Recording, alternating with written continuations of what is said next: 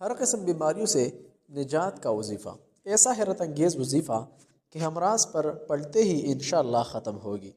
کن فیکون کا وظیفہ، کبھی بھی لا علاج امراض میں مبتلا نہیں ہوں گے۔ بسم اللہ الرحمن الرحیم۔ السلام علیکم ورحمۃ اللہ تعالی وبرکاتہ۔ ناظرین کرام، آج ہم آپ کے لیے ایک نہایت مجرب، بابرکت اور روحانی وظیفہ لے کر حاضر ہوئے ہیں، جو اللہ تعالیٰ کے فضل و کرم سے ہر قسم کی بیماریوں، پریشانیوں اور تکالیف سے نجات کا ذریعہ بن سکتا ہے۔ یہ وظیفہ نہ صرف جسمانی امراض بلکہ روحانی اور نفسیاتی بیماریوں کے لیے بھی انتہائی مؤثر سمجھا جاتا ہے۔ یہ وظیفہ کن فیکون کے بابرکت کلمات پر مشتمل ہے۔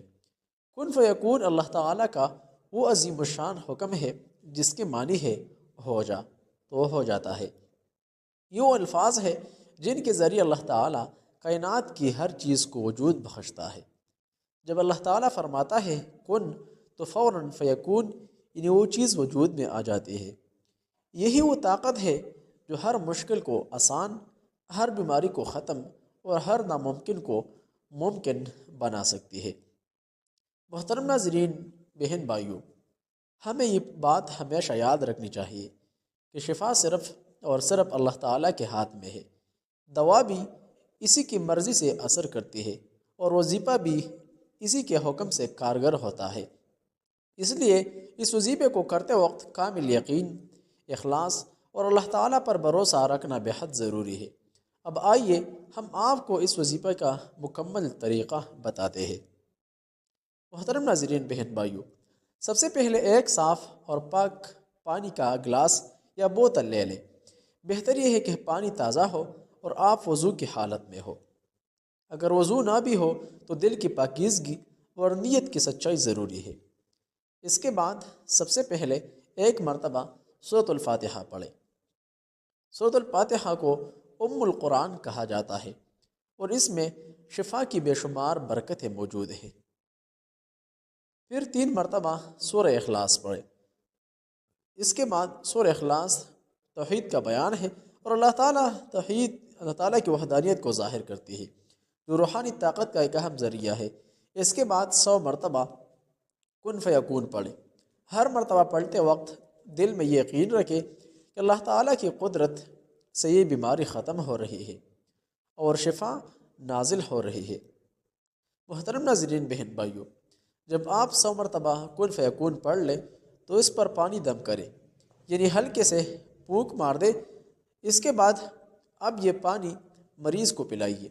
اگر ممکن ہو تو یہ عمل روزانہ کریں، خاص طور پر صبح یا رات کے وقت۔